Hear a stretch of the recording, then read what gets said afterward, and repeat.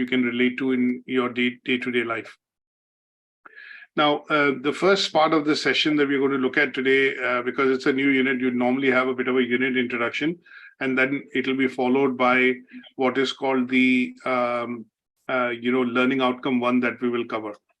So feel free to ask me any questions at any stage, but let me just start off with a bit of a quick background in terms of what is digital and social media. So a lot of us, we know and we do talk about, media. So if I say in general about, let's do this way. So for example, when we look at this particular unit, what we've seen over the years is that there's a lot of shift which has happened from the traditional media which people use or companies and organizations essentially use for advertising to a shift that we have seen towards media which is predominantly based on the internet now. So when we say digital media, anything which is primarily related to mediums through which we are able to send our messages across to consumers, which is basically either propagating or promoting goods and services or anything that we are looking at selling as a firm, organization, or business would be, and this bit in terms of messaging that we send across through electronic means. So when I talk about media and when I talk about digital media, in particular, we are looking at TV, we are looking at anything that you can visualize, anything that you can see and interact with. So in some cases, this tends to be passive medium. When we look at TV, it's a one-way communication, you cannot interact. But when we look at social media and you look at Twitter, for example, or if you look at anything which is a live event which is being done on Instagram or YouTube, you're able to interact as well. So it is an active way of, also interacting with that media. So any media which is defined as being used for communication through the internet, computer networks, or any sort of, television networks, which basically means that any messaging that we are sending across through the route of digital technologies or electronic devices will be termed as something called digital media.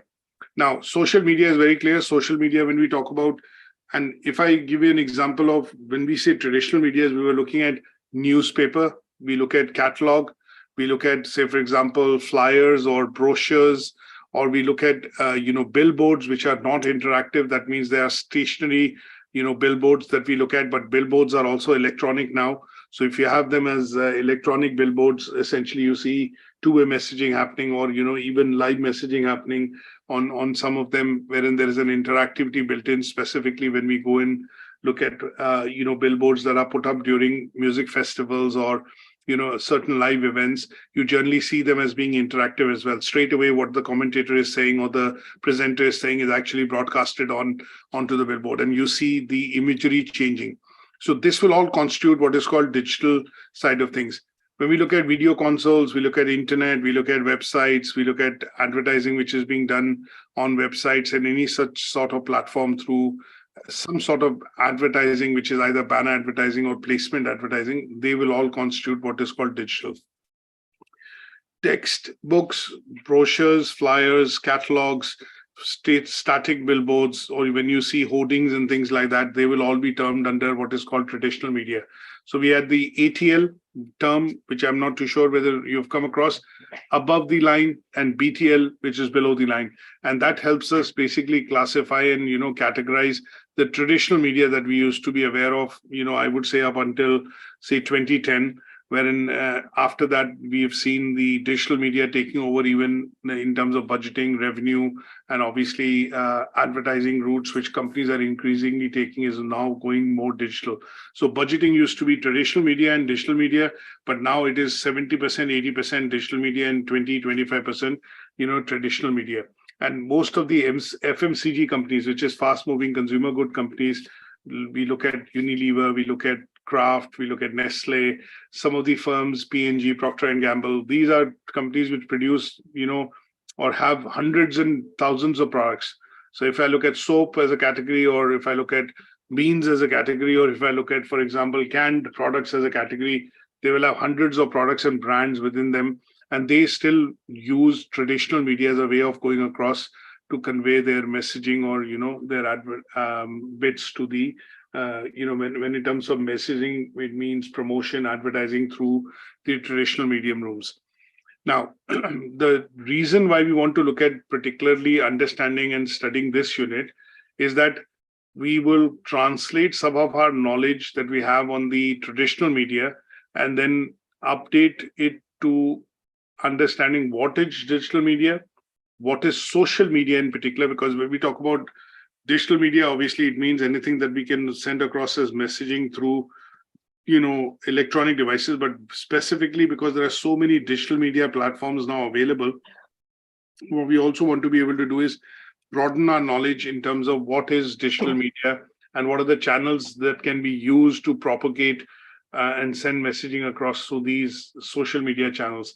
There's another bit that we would talk about, which is called the IoT. Have you heard of a term called IoT? No. Okay, there is a term called IoT, which is called Internet of Things.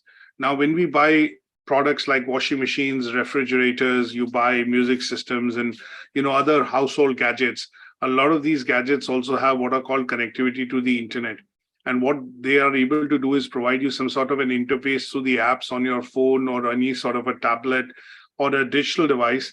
And these basically are running as what are called the Internet of Things, which generally would mean that these are physical devices which could be all connected to the internet in one way or the other. So they could have maybe connectivity within them through, for example, you buy an Apple Watch now or a Galaxy Watch, and some of them you have an option to buy them with the network. That means the SIM card or the connectivity is built in.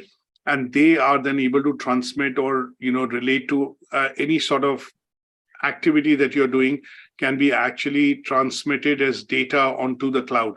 So when we talk about Internet of Things, basically it refers to a physical, literally a physical interconnection of, let's say, literally a connection of physical devices, which could be any form of device, a watch, a vehicle, an appliance that we use at the house, or any sort of an object which has an embedded connectivity into it, and through the use of software can actually relay and translate data to and provide data onto the cloud through the internet and allows for exchange of data through the internet. They would be termed as what is called the Internet of Things. And then when we talk about another term, which is related to social media, and that is what is called affiliate networks. Now, the affiliate network side of things tend to be, bits which are primarily platforms which allow or basically do the connectioning, handshake of advertisers with consumers, publishers, and content providers. Now, affiliate networks, one of the main examples of affiliate network that I would do is I'll give you Amazon. Now, Amazon, have you got Amazon in Pakistan? Yes. All right. So if you look at ordering things through Amazon, and Amazon has lots of their own products, and they also have a lot of stores which basically sell products through the Amazon. What we are looking at here is a platform which gets created through this affiliate network, which allows and connects providers of goods and services with publishers and content providers who are able to provide servicing of these requirements of goods and services to the consumers. So an advertiser would be able to come on to Amazon. Let's say, for example, I run a small clothing store, and I would be able to open my own branded clothing store on Amazon. And using Amazon as a platform, I'll be able to reach out to the Amazon consumers by selling my product. And in turn, what will happen is Amazon will take a bit of a cut, of the revenue that I or my store earns by selling these products to Amazon or Amazon-related network of customers. And that would be termed as an affiliate, network. eBay is another platform. We also look at several other types of platforms which are available in different other countries, which are regional. So Flipkart is one of them, I think in the Indian subcontinent. We have platforms like Swipe or Alibaba. Yeah, they are the ones, and they are basically now acting as what are called the brick and mortar models of retail stores that we see. So, for example, in the earlier days, if I go 20 years back or maybe 10 years back, before 2010, most of it, I would go into a store, do my shopping. And what will happen is a branded store. If you're going into a branded store, obviously it'll have only branded products from, say, Gucci or, if just take an example offhand. But if you go to a bigger store wherein they keep a lot of different brands, under that store and that brand place, you would be able to buy a different, all the different types of branded products. Now, if I translate this store into and have a web presence, like a virtual presence, they would be classed as what are called affiliate networks. So any such platform which basically allows the handshake or meeting up of publishers, content providers, and consumers onto a platform and selling through the internet, basically a virtual presence, would be termed as affiliate networks. So here they'll have publishers and content creators. So if you look at Netflix, you look at Amazon. If I look at the other side of things now, YouTube, for example, YouTube is owned by Google. But what is happening is we might be producing content that we are putting onto YouTube and consumers might be using it. So I'm using YouTube as a platform, as a content creator, because we are broadcasting a live session or recording and uploading a live session on a particular unit. But the platform is owned by Google, and the platform itself is called YouTube. And YouTube is not, let's say, only available to me. It is available to thousands and millions and billions of customers, and they could be producing content and putting it on that platform. So some of us would be publishing only. That means we'll pick up some ready-made content and publish it under our name. There will be content creators which will be creating the content. That means they are basically they do production, creation, editing of it, and then upload it to YouTube. And YouTube itself is the platform on which all this is possible. So there's a YouTube editor. There are various tools and techniques which they allow. If you have an account and if you have a platform like your own channel, that they allow you to do all these things.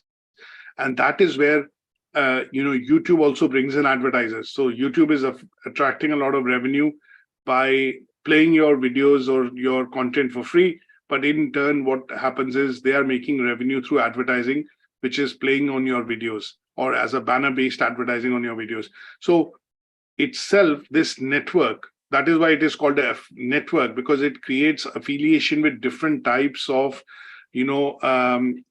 creators, publishers, and content writers and advertisers, and that is why it is called a network. So it'll have advertisers, it'll have publishers, it'll have content creators, and it'll also have a system or a mechanism through which people are getting paid. So when you watch videos, and if you're subscribed, when you watch that video, they are making some revenue at the back of it. It is monetized, and that is why this is termed as a network. So Google is paying some commissions to some of these partners who are advertising and are able to help generate revenue for its own brand. So Google revenues, if I look at, is 192 billion a year. But if I look at just YouTube, I think YouTube contributes 60 to 65 billion in terms of revenues, $1 billion in terms of revenues to Google as a Alphabet, which owns Google now as a group. So they earn, that much of money, which is normally coming through advertising, affiliate marketing, and the platform which it provides through not just YouTube but other platforms as well, which allow it to propagate and help meet advertisers, promoters, content creators, and other sorts of people which will try and monetize this revenue stream. So in this unit, what we want to have is a very good practical understanding of what is digital media, what is social media. And we will look at a few of these channels to understand them in a bit more detail. Now, we'll also understand and go into the depths of what is the characteristics of each of these type of social and digital media, where they are to be used, how they are to be used, and how does it help create engagement with the customer? How does it help you sell or put your products and services in front of consumers? Now, if I look at Instagram, just as give you an example at the start of the unit as an introduction, Instagram as a platform is owned by Facebook. Facebook is owned by Meta. WhatsApp is owned by Meta, or in this case, Facebook. Meta's group companies, Facebook's, WhatsApp's, Instagram, Snipe, Snitch. There are so many such applications. They're all owned by Facebook, or essentially were owned by Facebook. But now all this is owned by the Meta as a group company, and under which these are all different products and brands. Now, at some stage, each of these products are independently operating and they are providing services to consumers. So Instagram has become very popular as a platform wherein people are posting short videos of pretty much everything. And there is a platform which basically it in the background utilizes Facebook's algorithms and engines to be able to add more users or create more followers. And at some stage, what Facebook has done is also monetize this platform going forward, wherein people are able to earn money or livelihood from this. There are people or influencers on Instagram which are earning, millions of dollars every year. And that is because their channel has so much following. They had so many views of the millions of views per video. And that allows the advertisers to advertise, endorsers, celebrities to come in and endorse the products. And then obviously all this is generating revenue. And these are revenues which Meta is taking a slice of. And there is a revenue model, 70-30, 60-40. So 60% of it is with the content creator, 40% of it goes to Meta, because you're actually utilizing Meta's technology to be able to run all this and then reach out to consumers. So we'll be looking at how this helps, how these platforms essentially are helpful for businesses to be able to create what is called customer engagement and then understand. And because now these platforms have become very popular, so there are analytics also being applied to understand what are the trends, what are the usage patterns, what is the time frame in which there is maximum usage, what kind of content is being viewed, what kind of consumers or people the platform is attracting, average profile, demographics. There's loads of detailing which can be done on these channels, and those are trends that we will try and understand. So why is it important for, say, an FFCG company to have a Facebook page? This is a question you might ask, and it is because it needs to create an affiliation or a relationship with the brand and the product which consumers are buying. And it could be used as a channel. Facebook could be just used as a channel to provide free information to consumers. You might go onto the company website and say, okay, that also provides information, but the company website for a large company like Procter & Gamble will have 500 products on it. So customers might not even find the product. But what they would do is use Facebook as a page to work with or, create a aura around the brand, the information, the celebrity, the endorsement, and the genuine information that needs to be provided. And that would be easily provided because it helps propagate that information onto a platform wherein there are 1.6, 1.7, or maybe 2 billion users now. And that would mean it helps increase publicity and awareness and visibility of the product as well for that company. So here, the idea at the end of the module is we want to be able to obviously make sure that you are aware of the state-of-the-art tools. You have to be aware of some of the theoretical frameworks which are required for you to understand. So there are models like ATHE. There are models that we will study and frameworks that we will look at in the context of theoretical frameworks that you would need to understand, and how they can then be used by you as a strategic marketer to be able to put them into practice when you work for an organization or when you are working for a business. And how do you look at, putting this into practice, what you've learned from this unit, and help your organization or help your business increase obviously consumers and achieve those aims and objectives. So it's a very practical unit from a sense that if somebody is going to get into marketing or looks at, marketing, they would need to be hands-on with digital and social media channels nowadays, because this is where most of the company's resources, energy, and drive tends to be in order to engage with customers. And you should be able to use relevant channels. Now, from an organizational perspective, this is just broadly speaking, from an organizational perspective, there are hundreds of social media and digital media channels available. You can't be on all the channels, because at the end of the day, it's about time, cost, and quality, and how much do you want to spend, what is the return that you're getting. The company would need to evaluate that. But what you would need to see generally is that nowadays, most companies, irrespective of the sector, they are on certain types of social media channels minimum. And these tend to be Twitter, Facebook, LinkedIn. You have YouTube, if possible, if they are producing video content, or in some cases, static content, then it will be Instagram or, Pinterest.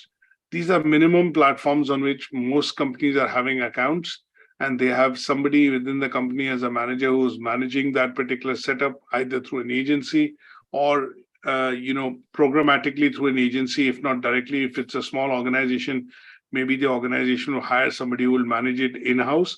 But as the company and company's operations begin to grow, and obviously they try and reach out to larger set of customers, you're going to see that it's going to be programmatically managed with employees within the organization, providing the direction and the guidance, and the agency or a promotional partner and agency essentially, delivering or implementing most of these plans as per what is required to be done for the company.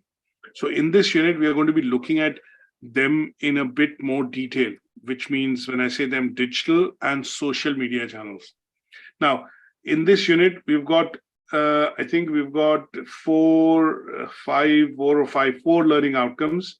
And each of the learning outcomes that we're going to cover, we're going to be looking at covering all these traditional, indicative content, which basically are, given from a point of view of indication that when we have understood the role of information technology and, in social and digital media marketing, then what we want to be able to do is make sure that we know what we have covered and we are very clear and have knowledge about that, okay, this bit is something that we have, clearly understood and can differentiate given, given a task, we should know clearly that these are the bits that we are talking about.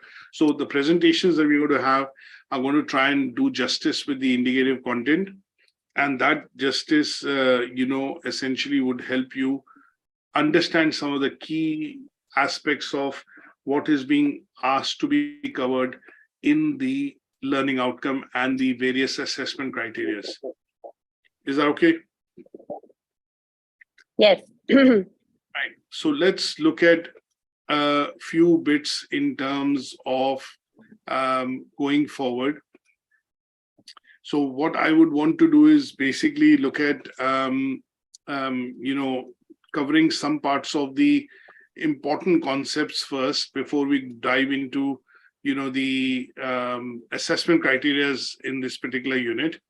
And the idea would be to look at discussing and taking you through to help you build some understanding first on the theoretical concepts. And once we've understood some of these, then it'll be easier for us to get into the detailing of it, which is the assessment criteria.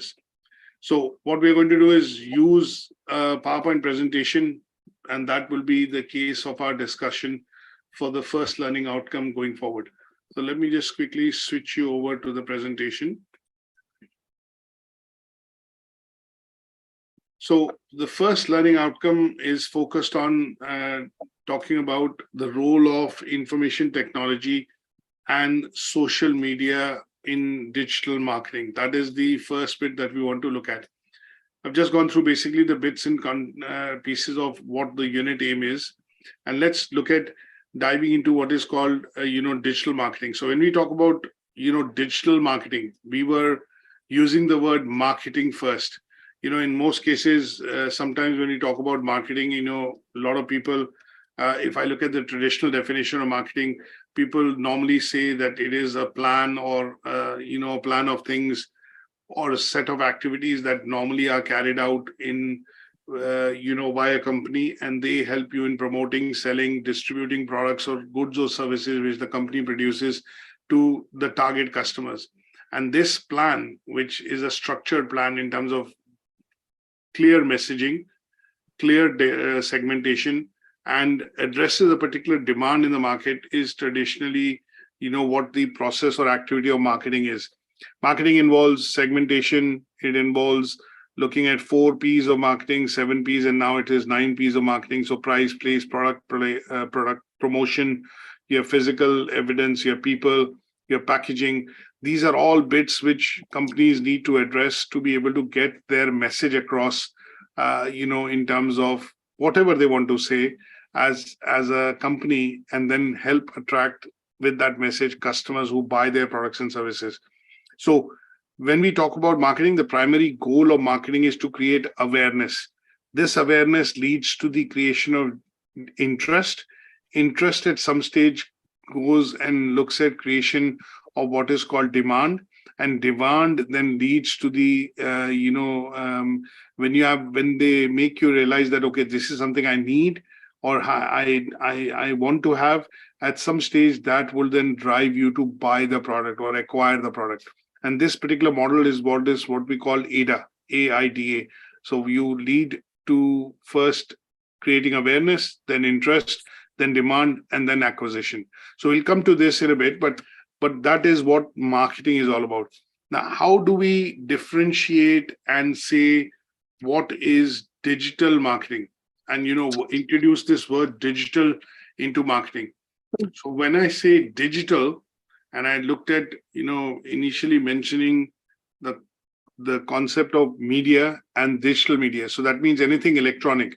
So when we say digital marketing, what we are referring to is the use of digital channels like internet technologies, which are basically able to transmit messages or help in two-way communication.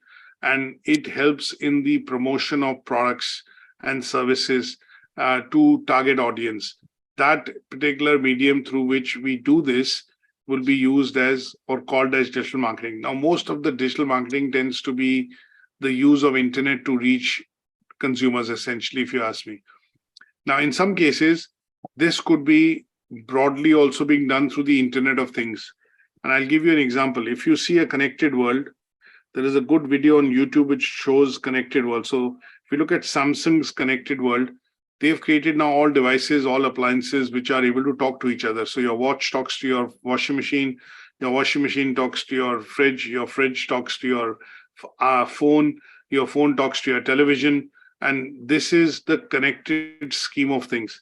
So using a phone, and if you have an app on the phone, you're able to see what time your laundry is finished, what time your washing machine is going to go into spinning or washing the clothes, what is the temperature of the food compartment in your fridge.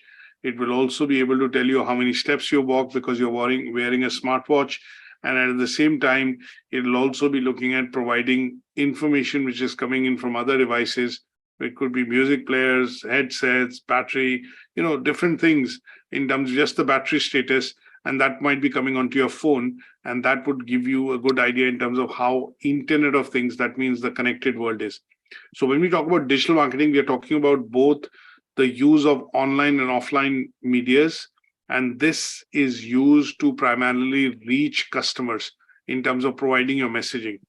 And when we talk about digital in particular, this will happen through various ways. And these various ways would include, when I talk about the internet, you think of, and if you put your creative hat on, you're generally going to be saying that, okay, if I need to advertise on the internet, there are billions and billions of websites.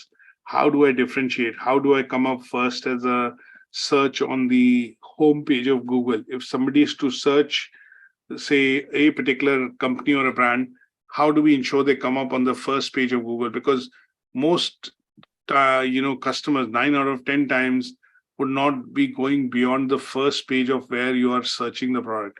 So if you search on Google and you type, say, for example, UK Versity, you generally see that comes up on the first page. If it was the second page, nobody would even bother going to the second page, search page of the Google results. And what you'll end up doing is clicking on the first page itself of what is appealing to you or coming to you in terms of the results. And that would be an example of digital marketing. And but how is that achieved? So just very briefly, how is that achieved? That is achieved through optimization, by ensuring that your keywords are optimized. You're looking at marketing. Sometimes you see sponsored content, and that form that you generally see as sponsored content would essentially be, because it's paid advertising. So somebody is paying Google or Bing or Yahoo to basically bring up that search as a first search on their page. And that would be termed as what is called search engine marketing or advertising. And then we use social media. Why do you think you are putting the same message across on Twitter, Instagram, Facebook, YouTube, loads of other sites like Pinterest, TikTok? And the reason you're doing it is because you know that there are so many different types of customers who are essentially buying those products or looking at searching for buying those products. And when they do the search, they are essentially doing the search from a point of view of, prioritizing which brand has more reviews or is more credible in terms of the site, comes up on the first page or the first few searches that you do. And that would help, you to click and obviously decide, okay, let's go with this brand. Let's look at this website. Or, it seems reasonable enough. I think I should be able to buy from here because they've got all the channels through which I can pay. And that is where they've won a customer because you've seen some of the bits which have appealed to you, and they have then allowed you to make a decision or essentially buy the product. Now, let me explain this by showing you a quick example. So what I've done here is I've opened up a Google window, and what I would want to do is just type UK Versity. If I type UK Versity, you could see, because this is a direct search, so I know what I'm searching for.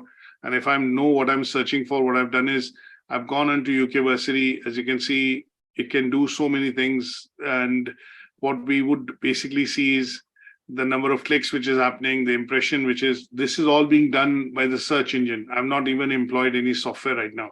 So because I'm doing a direct search, it gives you certain bits about picking up about the company itself or the product itself. It shows you the number of reviews, the place is open or not. And, you are able to see various channels through which, they have published data. So in this case, UK Versity has published data. So you see YouTube, we are on the IFA website. You can see Trustpilot reviews, British Accreditation Council, Companies House. And then beyond this, nobody would go on to maybe the second page. But a very few customers, okay, I'm curious, I might go on to the second page. And as you can see here, it still is showing some search results. And if you see, if somebody's interested, they can link onto it and then obviously go from there. Now, if I go back to Google, and what I do is I search for maybe a product that we want to buy, and that's a product which is available on, different platforms. So first things first, what I would want to do is, say, for example, I want to buy a product like, let's say, iPhone. Let's say a smartphone. I wouldn't want to name a phone, but I'll say smartphone. Now, if you see this particular word, smartphone, is coming on the web 4.4 billion times. And there are so many search results which are available primarily for smartphones. But then when I go into a bit more detail, as you would see, what is happening is that there is a definition.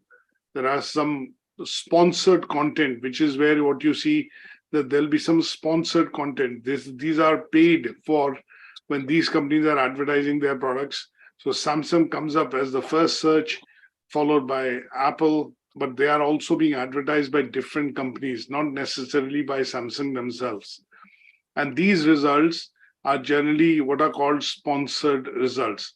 But underneath these sponsored results, which are 2 or 3, you would generally find that the company's products would start coming in, the listings would start coming in.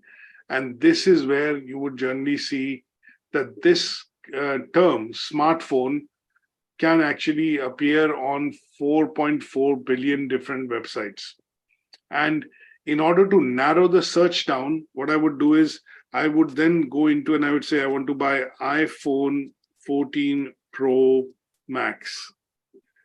Now, if I do this, it brings up, almost 1.54 billion, search parameters. And again, if you see this part is being sponsored, that means Apple UK is paying for a sponsored search because they want their site to be found the first. And this is a live example of what is called search engine marketing. So then you have another sponsored link from Very.com, which is obviously trying to sell phones. And this would be a platform which is buying Apple phones, but obviously selling it to consumers. Then apart from these, one is the visual search. The other 2 are word or website-based search. Then you have the normal listings available. And what you see is Apple's website being on the top. And this is an example that Apple has clearly perfected the technique of keywords, which allows if an iPhone 14 Pro Max is searched, then its website is going to appear as the first result under the sponsored results. And that would show that they have used what is called search engine optimization. That means optimization of keywords, the way the customers would want to search. So I've written iPhone 14, iPhone 14 Pro Max, iPhone 14 Pro Max, Apple, iPhone 14 Pro Max available in the UK. And these terms that I'm telling you about would actually be what are called examples of keywords which they are putting into an algorithm. And that algorithm is then allowing them to do what is called search engine optimization. And that means... How is this done? Sorry? How is this done? This thing How is done? this Like, done? Okay. How is this yeah. done? Okay. There are keywords. Or is this not a part? Yeah, there is a keyword and there are tags and meta tags which have to be defined on the page of the website. So what will happen at some stages when we go into a bit of detail and we open, say, Google's developer window tab, and that developer window tab will allow you to essentially see what is called the code. And these codes would show you the developer tools. So you can switch it on your side. And as you can see, it shows SEO, best practices, performance accessibility. So if I look at analyzing the SEO on this site, on one particular website, if I click on this, it will straight away, tell me what are the keywords that are being used. And that is where these are being used, and which is what is bringing up the results first for the iPhone and the Apple website itself. Now, this does not happen immediately. This happens over a period of time because there are lots of different keywords that can be used to identify the Apple iPhone 14 Pro Max. And it could be the Pro Max being mentioned in terms of the unique features it has. So for example, the 6.3-inch screen, the retina display. It could also be highlighting the 48 megapixel camera, the front-facing 15 megapixel camera. So these are all key words or terms which are being used to identify iPhone 14 Pro Max. And that, when they are fed in relation to the keywords, the headline, the tags, and the meta tags, then start to optimize the website that in whatever combination you search the word, or you search this product by saying, if I might give you an example here straight away, I would say, I don't write the way iPhone is to be written. I just say best deals on iPhone 14 Pro Max. Now, this is another way of finding the product. And what will happen is, as you see, some of the sites have changed.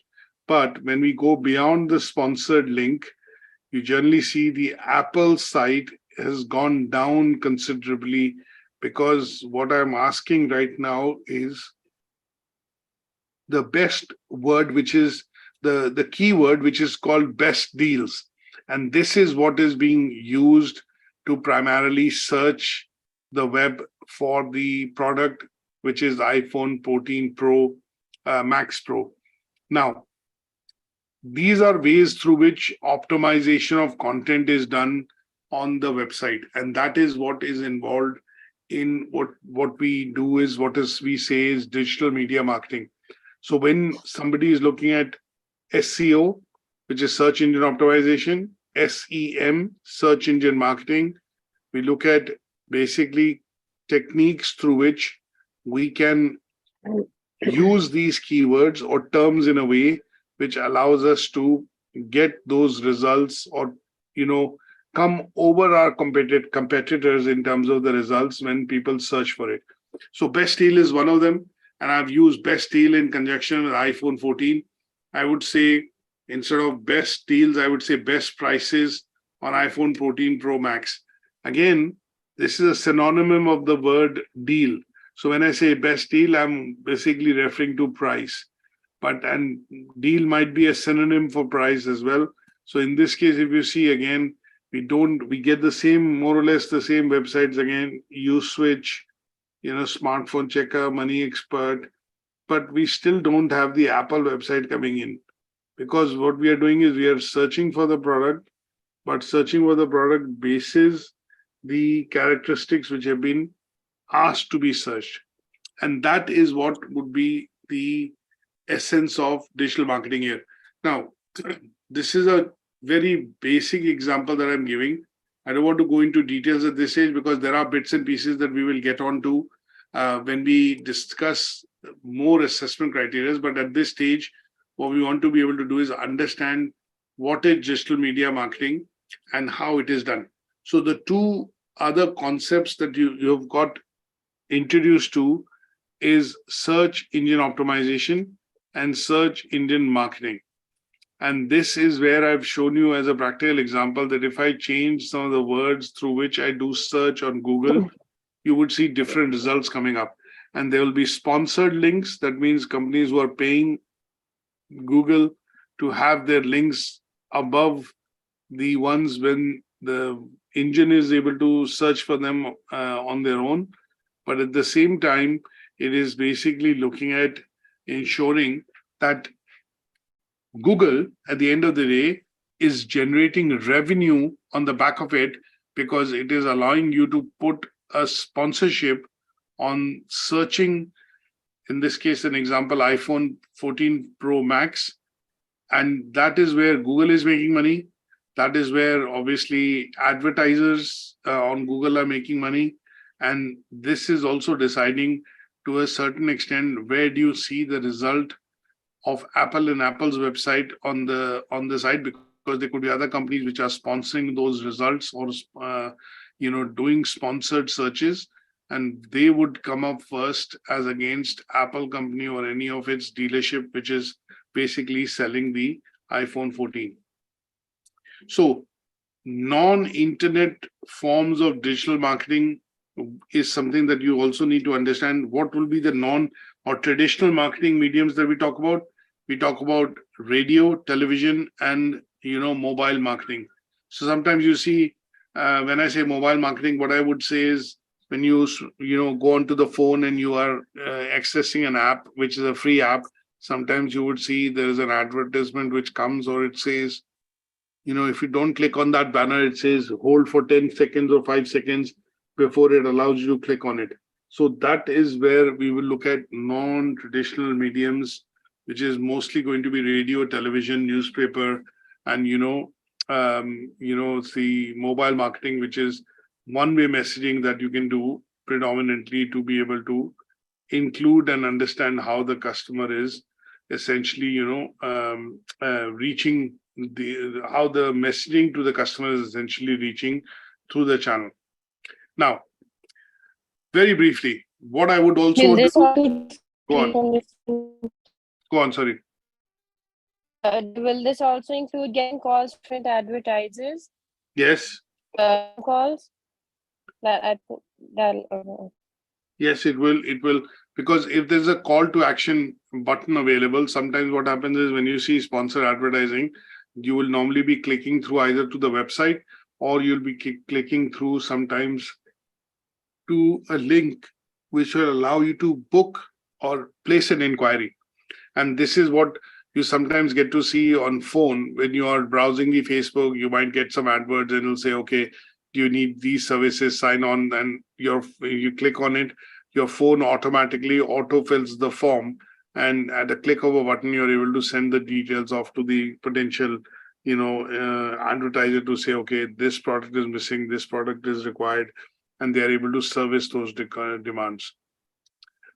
Let's look at quickly social media marketing. Social media marketing, which I mentioned earlier, was use of media channels or sites like Facebook, Instagram, YouTube, Twitter, LinkedIn, and there are various other places like the websites, the company's own website, and obviously their blogs, and the forums which they have sometimes to be able to provide this information to customers. Now, And I think last I recalled was maybe 220 million tweets are, tweeted every hourly, or I think every day on Twitter. And this is that social media is now producing a lot of content. And sometimes it is becoming very difficult to go through that content because it is being generated and published more often than what, companies have anticipated. An example here. Social media marketing can be paid or free. Free marketing is sometimes when you see it is being supported through advertisements. So you're watching a YouTube video, you get an advert in the middle, your video stops, and then you are still on it. And after 5 or 10 second advertising, the video minimizes. And what happens is you are able to go and watch the content yourself. A typical example that I will give you here is you look at watching a movie on YouTube, and that movie has although been uploaded free, but what tends to happen is a number of times during the course of the movie, you have an advert which comes in for 10 seconds. And that is being forced onto you because the platform is trying to make money through the trying to generate revenue through viewership. And in those cases, you would generally see social media marketing having to work. Now, why is it important to have lots of likes on Facebook or lots of followers on Instagram, or lots of followers primarily in these sort of situation involving social media, things like Facebook, Twitter, LinkedIn, and YouTube? Is because the more following you have, the more users you have more chances of that message being seen or video being seen by some of these followers, which will obviously generate what is called activity linked to let's say user activity. So money being generated through user activity. If I'm watching the video and that video is basically closed in the system to say this can be watched by anybody, but usage of that should be done in a way wherein it is helping the advertiser or helping the creator because of the fact that they are making revenue at the end of it. And that would be the essence of free and paid. Now, a live example that I would give you of say social media free advertising is sometimes you see sites when you go on to, and they would say you can have a 3-day trial, or you can have a 5-day trial. And after that, they say, okay, you need to still input your credit card details, but you're free to cancel at any point in time. But this includes a 5-day or a 7-day trial. And that would mean that you could, essentially do things. But if you forget, or if you do not want to continue, then you have to go back and cancel it. So they entice new users to try out these apps and the websites by offering you a free trial for a couple of days. It could be 5 days, 7 days, depending on the product you sell, 14 days, even a month's free trial is available. So one such example that I normally look at, if I go to the Adobe website, which basically provides the PDF reader, you normally see that you're able to create something, for the purposes of advertising and creation. And I will show you one as an example right now. And that is a form of free social media advertising. So you see this particular website, which is called Ad Creative. Now, what it is saying is you can create creatives for free, and it gives you some 500 free credits on Google as well. But if I look at starting to create the creatives, what it will do is then ask me to fill up an account detail. So if I fill this up, say, for example, Raman, and just to show you forms of free and paid advertising, although it says it is free, but you would generally see that it'll ask me, for certain details with regards to my card. So it says, sign up and get 10 free credits. Now, when I click on this, it'll straight away ask me for a credit card. It'll say, we are not charging you for the first 3 days or, for first 7 days. But after that, it will start charging me, for these services. So this is a way wherein how advertisers would try and get new customers, increase demand, or, create a demand essentially for their products by offering things for free. And what we need to be very careful about is when we talk about social media marketing, You don't want to be signing up for a lot of things, because at the end of the day, if you forget, then what will happen is the payments will get charged at the end of the trial period, and you would see a large bill coming in towards your end. So when we look at using social media and social media channels, we have to be very clear. If you're using it for the personal reasons, then obviously you need to be clear that if you take up a service, then we need to find a free service. But if you are willing to pay for a subscription, you should be aware of the additional benefits that you will get.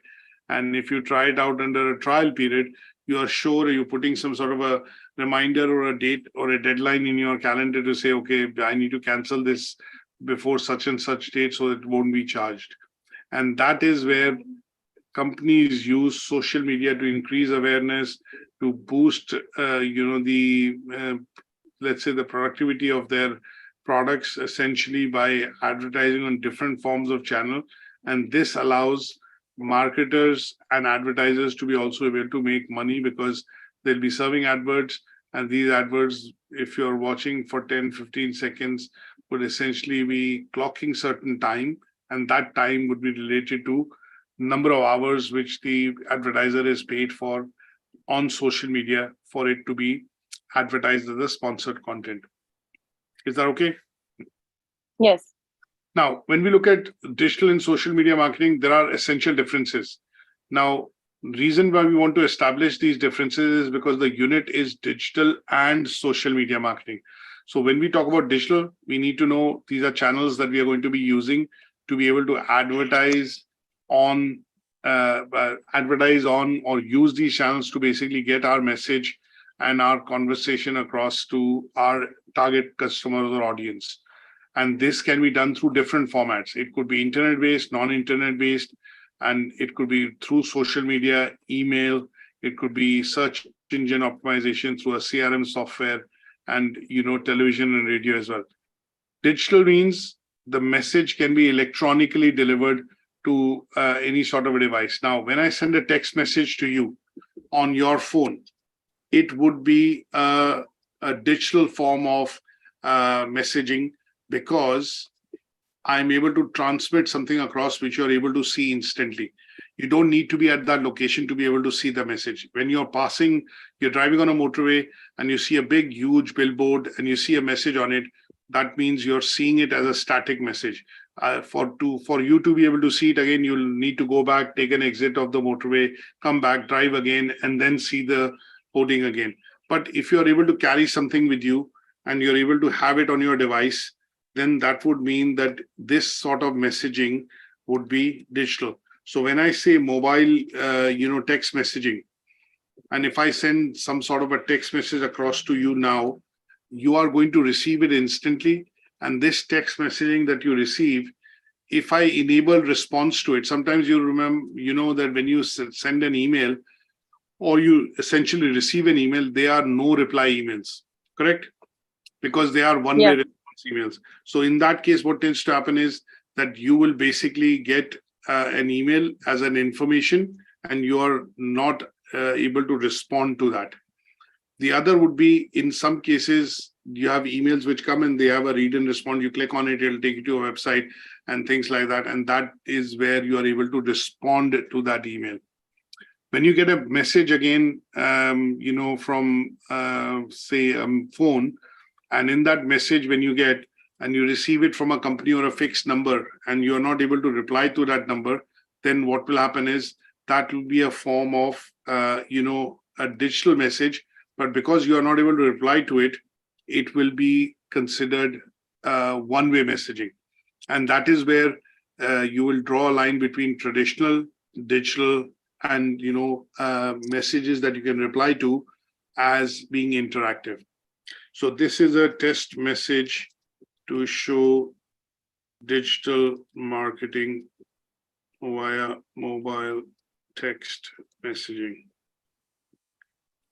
Okay, now if I send this to you now, what I would basically see is that you are going to get a message. If I just 1 second. Yeah, if I send this to you now, you should get it instantly on your phone.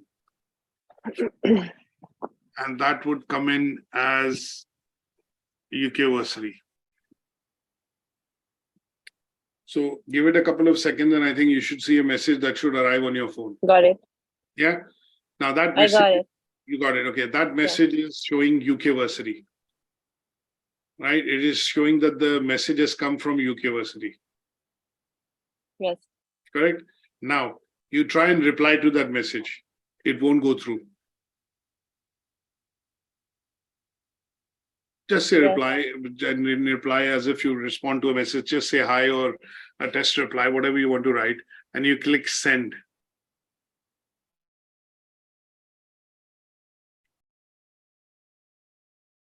Has it gone through? Has it got delivered? No. It won't go through. Yeah. So this is a form of digital messaging or a digital marketing wherein it is one way. I've sent you the message and you're not able to respond back to me because it is showing Versity, which is like going in as a name of a business, but it does not have a number attached to it to which you can reply. So when I look at showing you the example of differences between digital and social media marketing, digital marketing can be internet-based. I've used the internet to send you a message, but because it does not apply and allow you to respond back to that message, it is a form of one-way marketing which marketers use to send important messages across to you on your phone. Now, if you're subscribed to this, what sometimes happens is a scenario which I'll give you is if, for example, you go out for shopping and you're in a particular place, your phone has location-based services, and it detects that you're in this location and you're subscribed to certain, shops or certain, let's say, shops from which you previously bought and you've subscribed to their message. So your phone will get, your phone and your location-based services will alert their servers. And once they get alerted, what will happen is you'll automatically see a message coming across onto your phone, which will say 5% off on this deal, or if you visit us today, 15% off, whatever they have created. And this is an example of how digital messaging is being done or digital marketing is being done to drive, demand for products across consumers. So when we look at this as a medium, it has so much possibilities which probably are not there in a traditional medium. Now, an example of traditional medium would be you get newspaper in your house every day in the morning, and you have some flyers which come in the newspaper. They have a code on it which says to get discount, text 50 to this number. Now, when you text 50 to this number, what happens is your mobile number goes in and you get a call from them, and that initiates a conversation. But as against the digital messaging option that I've given you when you are subscribed, or in my case, for example, I've got a John Lewis card or a Tesco card, and if I'm in a Tesco, or if I'm in an area wherein Tesco is nearby or John Lewis is nearby, it straight away gives me a message to say, these are the offers which are available in John Lewis, or these are the offers which are available in Tesco because I'm subscribed to them. And the internet is actually helping propagate that messaging coming from their website or from their servers. And because I've opted into receiving messaging, that is where it allows these messages to seamlessly come across on my phone. And this is an example of digital media marketing. Now, if I take it a step forward, you would see this can also happen through social media. Now, social media is seen as a form of digital media marketing because it has different channels through which you can interact. And these channels essentially are either like, follow, or say, for example, in Facebook, you have likes. In LinkedIn, you can follow. And in Twitter or other such platforms, you're able to retweet or, essentially interact with that information by retweeting that information in a way. And this allows building of interactions to happen with customers. And that is why these channels are becoming quite important going forward, because more and more companies are choosing now digital media and social media to reach across to their customers. Why do you think a company needs a Facebook page? If I look at Quality Walls ice creams, or if I look at, some sort of ice creams in particular, why do you think a company needs to make a Facebook page and have a following and have so many likes? Is because what they try and do is informally run competitions from time to time, provide information about launch of new products, and they basically subtly then are interacting with their audiences which are subscribed to their site, and this allows them to, in a way, push messaging across to the customers through social media channels. And that is why these channels are becoming important. Now, the other important thing that you can see, it is becoming trackable, right? You look at a flyer, if you work in a marketing company and you're doing a promotion and you basically are doing 500,000 flyers through newspaper on a Saturday, and you want to see what is the reach and response that you get in terms of response, and you've created a text code to say text 50 to get 10% off. And that would mean if you get text 50, that means somebody has seen your flyer on which this promotional code was actually given.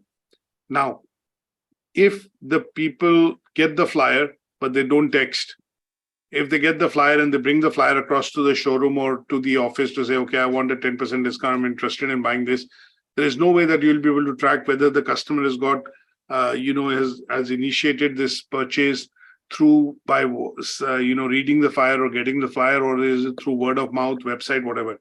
But in the case of digital media and social media, you're able to track because there is electronic tagging on the messaging. If I look at WhatsApp, if you get a message on WhatsApp, like you get a joke or a good, say, for example, an article or a video, and you want to share it with your friends, the moment you forward that message on, there is a code which gets attached. And that code, if it is deciphered by a program or a manager, somebody who's a programmer or a manager and has access right to it, they'll be able to see clearly how many times this message has been forwarded. So every time a message gets forwarded, there's a code attached to it and it becomes trackable. So when you see governments across various countries, when hate media or when hate messages across social medias are introduced, you're able to see the government is able to get hold of the culprit, who started this message, who published this first, where it propagated from. All that can be done is because there's electronic tagging of these messages, and that makes it trackable. So there are several advantages why digital and social media is becoming more popular in even enforcements of law and legislation by the governments, by various agencies, and also from a marketing point of view, because companies are able to see and track what is the actual movement or propagation of their messages across various mediums. And that is why we need to be able to understand how this media actually works. Okay, let's look at quickly differentiating between traditional and digital marketing. Now, traditional and digital marketing, if you look at, as I mentioned earlier, traditional marketing is newspaper, magazines, TV and radio, and online and anything to do with internet or Internet of Things, social media would be termed as digital marketing. In terms of general audience, you would see that traditional marketing would go across to, audiences which will primarily be any form of audience. You can't segment, audience in detail or get most of the details of the audience very quickly in terms of nitty-gritty. When we look at demographics, things like age, your income level, your gender, your race, religion, and whether you are a individual who's in the lower income group, higher income group, middle income group, high network individual, all this classification originated with traditional marketing. But they have now got adapted as channels to digital marketing as well. And this tracking, which is available in digital marketing, allows it to get more, is more favored, makes it more favorable, because you can get more details and analytics from it as against traditional mediums. So if I do a hoarding outside and on a prominent road, we would need to estimate how many cars pass that particular side of the road or motorway, how many possible views the hoardings can get. But if I do a digital hoarding there, and I know that the digital hoarding that I've done with the messaging refreshes every 10 seconds, then I can clearly say that this hoarding refreshes 7,772 times in a day. And that means your message is going to be seen by or at least played by 7,772 times, and would be seen by so many customers who pass this particular road.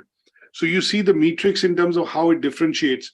Straight away, you know, because the hoarding is not static and it's a message which refreshes every 10 seconds, you can calculate that every minute it plays 6 times, every hour it plays 360 times, every 24 hours it will play so many times.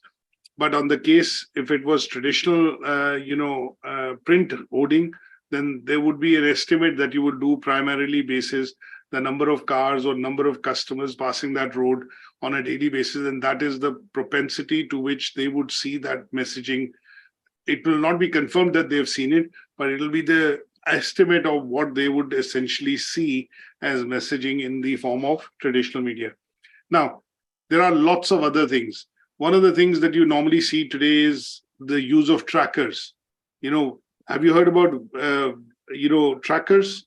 Or when we look at companies which have large fleet of vehicles, like, when they're transporting material between warehouses, some of these vehicles Yes. have what are called trackers and cameras, right? Yes. Right. And when we look at the trackers, why do you think these trackers are installed on the thing? Is because they want to monitor the movement of the truck. Traceability. Absolutely, yes. And if you see, sometimes when you hire people which do campaigns, what will happen is that when they're going and doing leaflet drop in the house, you would generally see that they are also given trackers so that the people are actually going door to door to drop that leaflet or the flyer. And it's not that I've given them 10,000 flyers and they bin 5,000 of them and put 5,000 of them in the market to say, okay, you can use it for waste paper. So these are tools which are becoming important and synonymous with digital marketing, because it allows tracking analytics to be generated as against traditional media, obviously, where it can be generated in some cases, but it is very time consuming and expensive. And in some cases, these require more investment in terms of manpower. That means more costs being accumulated on the company side. And that is where companies are now moving to more and more investment on digital marketing as against traditional marketing. There are companies which are going to do mix of both, because it requires them to have a mix of both for their business and a mix of both for them to reach all the target audiences that they want to go to, or a subset of target audiences. But generally, the tilt has happened over the last 10 years. And in most cases, budgeting, when they do annually for marketing purposes, companies are essentially, looking at 80-20 rule, 70-30 rule, 60-40 rule. In some cases, it's 50-50. But digital media has, now taken over, and it is mostly, in most cases, higher than the spends that they do on traditional marketing. Now, in order to explain this concept, what I would want to do is play a very small video and give you an idea in terms of what are the various types of digital marketing that you can actually see. So when we do digital marketing, we are talking about email marketing, content marketing, social media, pay-per-click, search engine optimization, electronic billboards, radio and TV adverts, mobile advertising, viral marketing, and influencer marketing. These are few types that you can actually see which is being done. When we talk about the umbrella under which digital marketing can be done. Let's listen into this very short video, wherein this video actually gives us an idea in terms of what is digital marketing, what and how it can be done through electronic devices, and why is it becoming something which is important nowadays for the purposes of propagating business and getting more inquiries. Let me switch you over to the YouTube channel.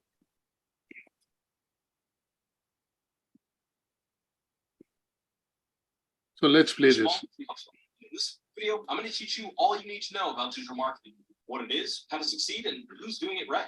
Check the description below for tools you can use to master digital marketing right now. And be sure to subscribe to the channel, then tap the notification bell so I can holler at you. Like this. Hey, we got a new video. Come check it out. And this HubSpot defines digital marketing as all marketing efforts that use an electronic device or internet. Traditionally, this means the efforts you put into marketing using search engines, social media, email, and websites. But in today's world, it can also mean when users are watching videos, playing video games, and even chatting with friends. That's right. Every interaction is an opportunity. Nothing is sacred in the clutches of commoditization. But no matter what form your digital marketing takes, there are some guidelines to follow to get the most from your efforts. Here are HubSpot's 4 digital marketing tips and a quick example for each. Number 1, define your audience. Everybody is online. 93% of Americans, to be exact. No idea who that final 7% is. It could be literally anyone, probably John. But you can't effectively market to everyone at once. So it's important to identify who your marketing is supposed to appeal to. And this can be accomplished through buyer personas. Buyer persona is a semi-fictional representation of your ideal customer that is based on market research and data about your existing customers. If your product is B2B, your buyer persona will probably focus on info like the buyer's company, their role in the organization, the size of the organization, their challenges, and so on. B2C businesses tend to focus more on buyers' demographics, age, education, and personal interests. A good example of this is the personal finance app Mint. All adults need financial tools, but Mint focuses specifically on the young professional demographic. You can see immediately when you go to the Mint Life blog. From the photos of young adults that they used, headlines like, can I afford to have a hot girl summer? I've been asking myself that question for months now. No leads. But no matter how hot my skin is, it's unmistakable who Mint defines as its audience. Tip number 2 for all digital marketing is be present where your audience is. People are online all the time, an average of nearly 7 hours a day by some estimates. But that doesn't mean they're all in the same place. That would be ridiculous and also impossible. By defining your audience in step 1, you can now determine their habits and figure out what the best place is to reach them. This can be accomplished in part by ad targeting tools that all the major digital platforms offer. But ads only go so far in the digital marketing economy. So smart marketers go deeper, integrating their messaging into demo-specific content. And I'm sure you're going to ask me now, well, Jamal, let's hear about an example. All right, for example, TurboTax. Sure you heard of them. They wanted to engage with a Latino audience. And they did this by activating an integrated marketing campaign that created online tools, content, and activation specifically for that demographic. The company then formed strategic media and community partnerships with groups like the Hispanic Heritage Fund and We All Grow Latina Network to leverage those organizations' ability to communicate with that demographic. Remember, digital marketing is social marketing. So socializing with your audience through participation in their communities is there's nothing better than and also a fan. Tip number 3 for effective digital marketing is build an effective funnel. Getting your message to your audience is one thing, but getting them to act is another. For digital marketing, the steps for converting a stranger into a customer is usually defined in discrete steps shaped like a funnel. Steps can include things like attracting visitors through messaging at the top of the funnel, turning those visitors into qualified leads by offering deals or content that they sign up for in the middle of the funnel, then closing the deal through smart engagement. You're sitting here again going, oh, Jamal, I want to hear about an example of this. Well, Audible. Sure you heard of those guys? Well, they ended up building a very effective online sales funnel, which builds awareness for the audiobooks and podcasts on its platform by working with creators to promote via social media. Potential subscribers are then offered 30 days of Audible for free so they can listen to the content that first interests them. And they become customers once billing starts when the free trial is over. Even if your business doesn't use a subscription model, you still want to offer incentives to get potential customers to engage with your brand. This brings us to our 4th and final digital marketing tip, monitor and report. Marketing pioneer John Wanamaker famously said, half the money I spend on advertising is wasted. The trouble is, I don't know which half. John, you and I have the same problem, but it's not being spent on advertising, you know what I'm saying? I'm broke. The great thing about digital marketing is now you can tell which half of your marketing is working and which half is wasted. This is done by first using analytics to determine if the audience is finding your messaging by tracking impressions and views. Next, you want to track how well your audience responds to your messaging by looking at things like click-throughs, signups, scrolling, and ultimately sales. HubSpot offers a full suite of marketing analytics and a dashboard software to help you be a smarter, data-driven marketer. Companies also need to monitor what people are saying about them online in order to influence perception and, heaven forbid, quickly address bad PR. And at this point, you're thinking this guy's out of examples. Once again, you are incorrect. Gatorade. They run a full 24/7 mission control center in Chicago. That mission is to amplify positive sentiment and address any negative comments as quickly as possible before they have time to spread. You might not be ready to staff a full-time social media monitoring team, but you do need to take time to engage with your online audience in real time. That's because digital marketing, when done right, is a two-way conversation. To upgrade your own digital marketing performance, you need to do. Check out the link in this. So as you can see, he gives you some tips on how digital marketing works. And you know what is required essentially when we get into digital marketing. One of the key things that you will take away from this video is digital marketing is a two-way marketing tool. So you need to be able to engage with your audience, and you need to be able to, give them information in the format that you need. Now, what I would want to do is also look at playing a very small video on what is social media marketing. And the reason I say this is because once we've understood what is social digital marketing, we need to be able to also understand what is social media marketing.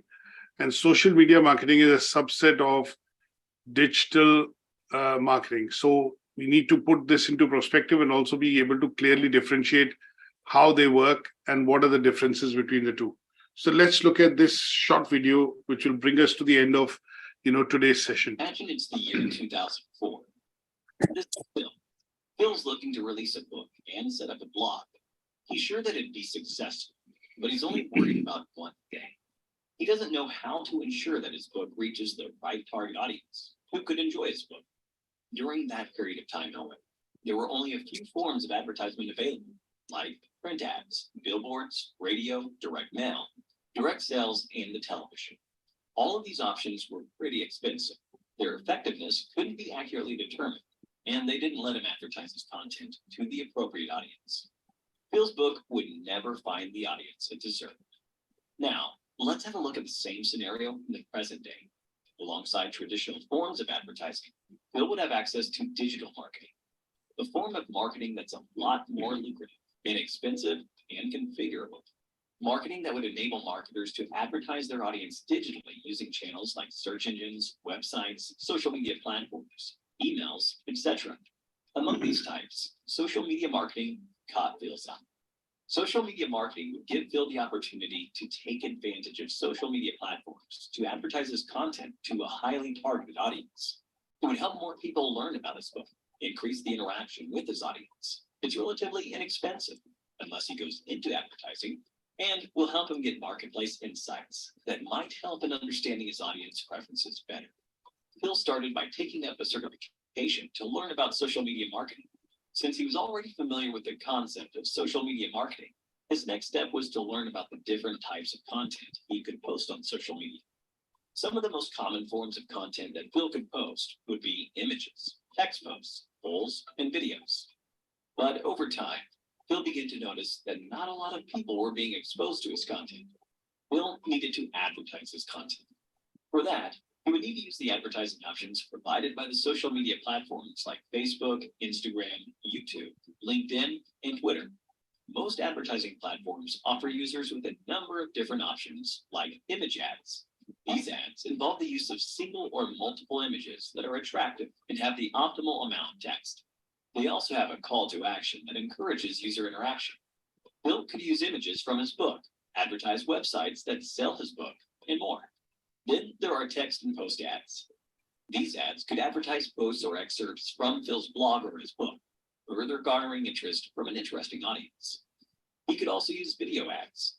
Phil could use video ads that feature favorable reviews and customer testimonials to advertise his books. Phil could also use lead ads, through which he could collect information from users who are interested in a weekly newsletter or regular updates from his blog. But that wasn't the only thing Phil could do with social media platforms. He could create a brand for himself and drive audience interest to it.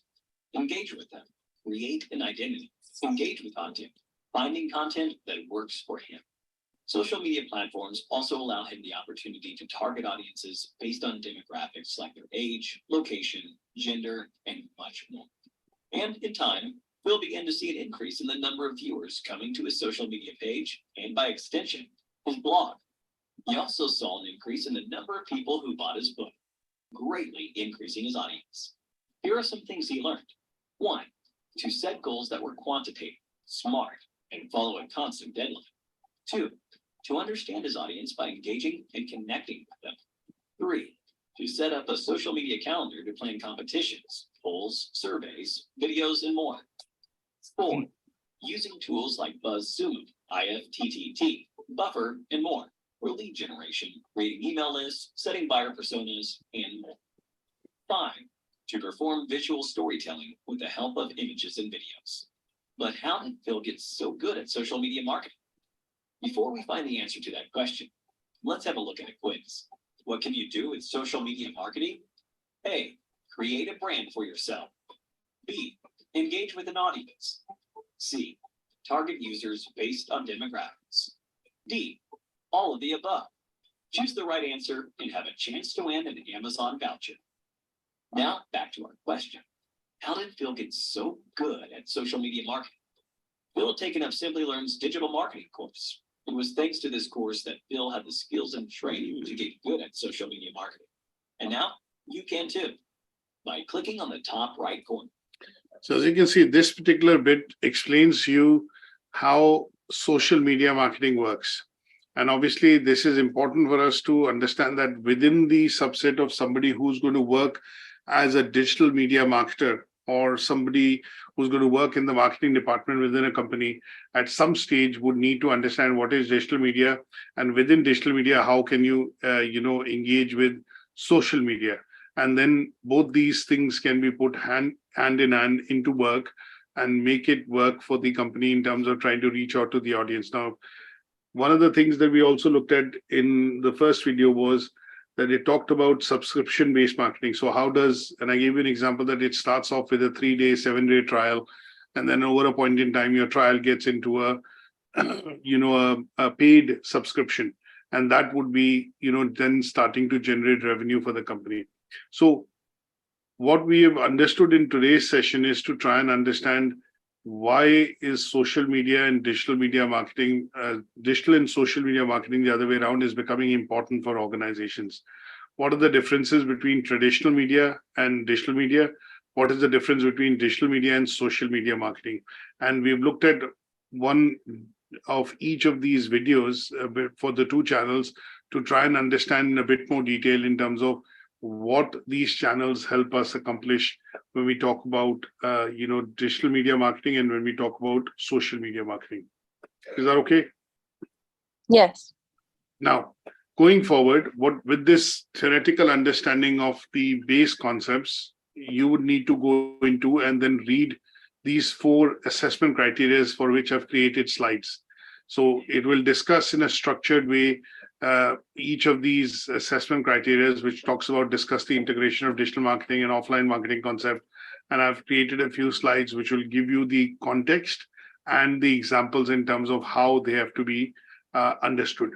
And this would allow you to study some of the assessment criteria for learning outcome 1. This is assessment criteria 1.2, and then similarly 1.3, and then the last one, which is 1.4 in this case. Is that okay? Okay. Yes. That bit you'll need to go through to understand. And then what we'll do is when we do the next session, we'll do a bit of a recap on discussing if there were any doubt areas, and I'll explain those doubt areas with the help of examples. And what about these references? These references in the end? There will be Slide references. 44, yeah. Yeah, there are references given here, which obviously Do we have to read these too? No. These are not for your reading. These are bits which I've used to be able to create these For slides. your data. Okay. Yeah, Okay. that's correct. So that will be the bit that we will look at in the next session, and that is going to be on Wednesday. How many learning outcomes does this course have in total? 4? I think most units have 4 learning outcomes. So we are looking at 6 units. So there'll be at least 24 learning outcomes and at least 30 sessions. Okay. So we'll be looking at about 3 sessions a week, and we're probably looking at about 10 weeks to cover these 30 sessions. Okay. In addition to this, what other data do I have to look up for it? I'm asking this for my assignment. That's fine. Okay. So if I look at showing you Moodle, basically what sometimes... My Moodle isn't working, by the way. I also had to tell you this. Okay. Give me one second. Let's have a look at that as well.